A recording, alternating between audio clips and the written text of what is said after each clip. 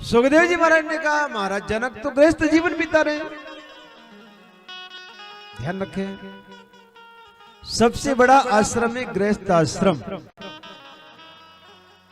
इस गृहस्थ आश्रम में जो इंसान अच्छे जीवन बिताता हुआ, भजन करता हुआ अपने जीवन को जो बिताता है, उसको कितना पुण्य मिलता है। जैसे हजारों वर्ष तक जंगल में रहकर के धूनी रमाने के बाद में संतों को जो पुण्य नहीं मिलता है, उसको घर बैठे ही वो पुण्य मिल जाता है गृहस्थ आश्रम में भजन करने वाले को।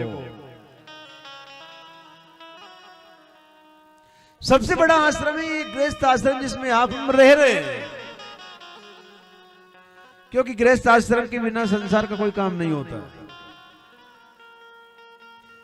कहीं पर जैसे यज्ञ करना है तो बड़े बड़े संत भी यज्ञ अगर करना है तो कहां आएंगे मांगने के लिए? गृहस्थों के पास तो आएंगे मांगने के लिए। वो गृहस्थ आश्रम से अन्न मिलता है, गृहस्थ आश्रम से जल मिलता है, गृहस्थ आश्रम से रुपए पैसे ही मिलते हैं, सहयोग भी मिलता है, तन मन धन सभी का सहयोग मिलता है गृहस्थ आश्रम से। इसलिए गृहस्थ आश्रम को सबसे बड़ा आश्रम बताया गया है संतों ने। ध्यान रखे, संसार में जितने भी आश्रम हैं, वृद्धा आश्रम, गौशाला, जितने भी आश्रम है संसार में, पाठशाला, विद्यालय, वो सब कुछ इस गृहस्थ आश्रम के कारण ही चल रहे हैं। गृहस्थ आश्रम के लोग ही वहां पर सहयोग देते हैं और गृहस्थ आश्रम के लोग ही वहां पर जाकर के सेवा करते हैं, तब कहीं जाकर के उनका विकास होता रहता है और धीरे धीरे उनका क्रम बढ़ता रहता है।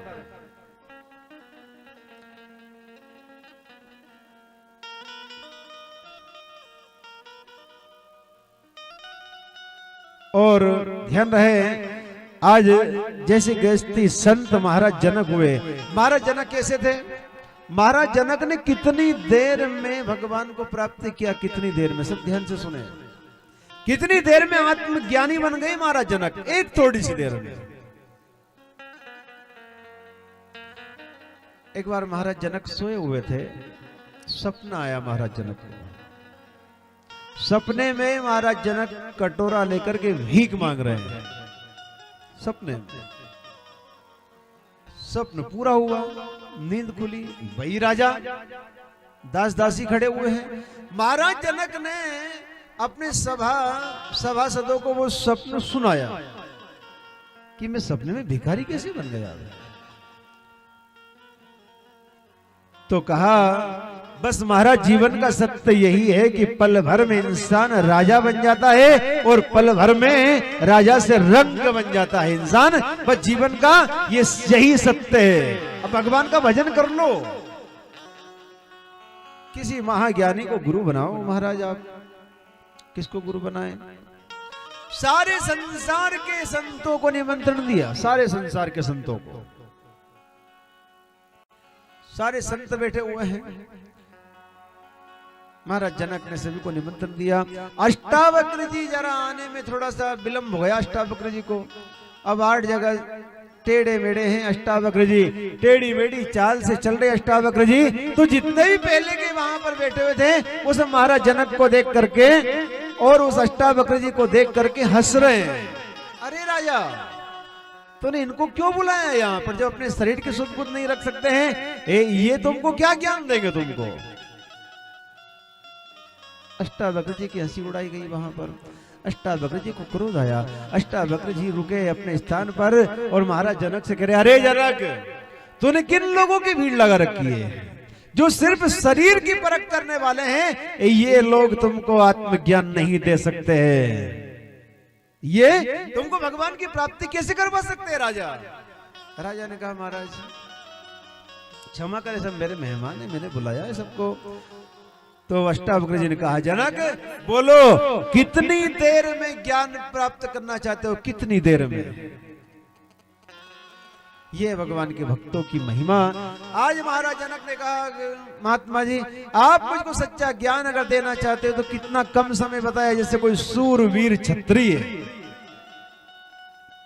घोड़े पर बैठने के लिए आए और जैसे ही अपना एक पैर एड़ के ऊपर रखे और घुमा करके दूसरा नहीं रखे, इतनी देर में सच्चा ज्ञान प्राप्त करना चाहता हूं। सोचो कितनी देर लगती है बैठने में, एक पल से भी कम। एक पलक झपकते ही कोई सूरवीर क्षत्रिय घोड़े पर बैठ सकता है, लेकिन धन्य हो महात्मा महाराज जनक को इतनी ही देर में सच्चा ज्ञान प्राप्त करवा दिया है। आज अष्टावक्र जी ने महाराज जनक को उसी क्षण उसी पल रोक दिया। वहां पर राजा ठहरो, जो इस शब्दों की चोट लगी उसी क्षण त्याग दिया मोह माया को महाराज जनक ने, और कहा उस समय गुरुदेव ने कि तन मन धन अर्पण कर जो जन शरण पड़े, प्रभु प्रगट तब होकर आकर द्वार खड़े। ओ प्रभु प्रगट तब होकर आकर द्वार खड़े। राजा ठहरो, तन मन धन सब कुछ मुझको दे दो। सब कुछ दे दिया, सिर्फ आत्मा बाकी बची थी, और वो आत्मा को भगवान के श्री चरणों में लगा दिया। महाराज जनक का उद्धार हो जाता है। बोले वृंदावन बिहारी लाल की जय हो। वो गुरुदेव का नाम बताया व्यास जी ने कि महाराज जनक को जाकर के गुरु बनाओ। तो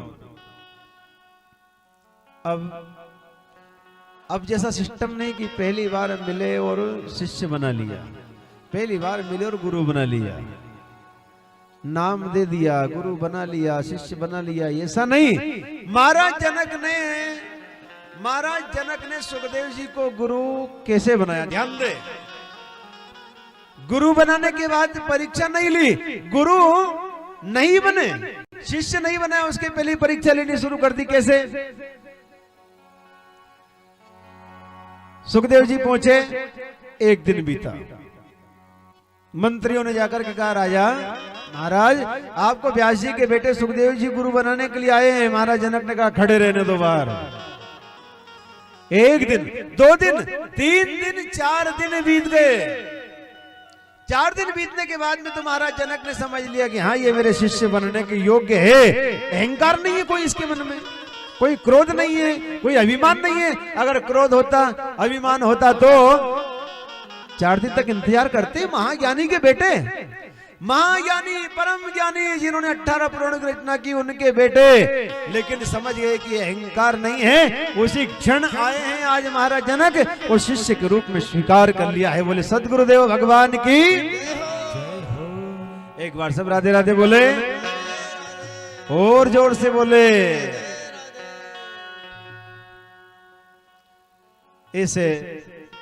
ऐसे महाज्ञानी आज महाराज जनक ने सुखदेव जी महाराज को शिष्य के रूप में स्वीकार किया वहां पर। अब ध्यान दे, इंसान का जो अहंकार होता है, इंसान का जो अभिमान होता है, वही तो दूर करता है। पहले तो रिश्तों से दूर करता है, फिर अपना मान सम्मान खत्म करता है, और इसके बाद में वो भगवान से भी दूर कर देता है। अरे जब कोई इंसान किसी इंसान को प्रसन्न नहीं कर सकता है तो भगवान को प्रसन्न कर सकता है? वो नहीं कर सकता है। ध्यान रखे, सबसे पहले इंसान ने यह सोचना चाहिए कि हम बोल कैसे रहे हैं। हम कड़वे तो नहीं बोल रहे हैं, हमारी वाणी में अहंकार तो नहीं झलक रहा है कि हम इतने बड़े धनवान हैं, हम इतने बड़े ज्ञानी हैं, हमारा इतना बड़ा परिवार है, हमारे पास इतना पैसा है, हमारे पास इतनी जमीन है। हमारे मन में ये अहंकार तो नहीं झलक रहा है, और यही भगवान को प्रिय नहीं है। जब तो दुर्योधन के यहाँ नहीं गए वो। ध्यान रखें, सबसे पहले इंसान को बोलना सीखना है। वैसे तो 2 साल 3 साल के बाद में बोलना सीख जाता है हर बालक, हर इंसान, परंतु कैसे बोलना है, बोलना तो हर इंसान सीख जाता है, लेकिन कैसे बोलना है, बड़ों से कैसे बोलना है, गुरुजनों से कैसे बोलना है, अपने सम्मानी लोगों से कैसे बोलना है, ये बोलना सीखने में उसको जीवन लग जाता है। उसको जब तक सदगुरु के शब्दों की चोट नहीं लगे तब तक वो बोलना सीख ही नहीं सकता है वो। और सबसे बड़ा भजन क्या है कि वाणी के स्वर सुधार ले तो बस हो गया भजन, आदत बुरी सुधार ले तो बस हो गया भजन। जय हो। सबसे बड़ा भजन है अहंकार छोड़ दो, अभिमान छोड़ दो अपने मन के अंदर का। बस तो भगवान बिना बुलाए, तुम्हारे घर बिना बुलाए चले आएंगे, कहीं नहीं भटकना है हमको। क्योंकि अहंकार से धन घटे, बल वैभव और वंश, और नहीं मानो तो देख लो रावण दुर्योधन कंस। अहंकार सबसे बड़ा शत्रु है इंसान का, अभिमान।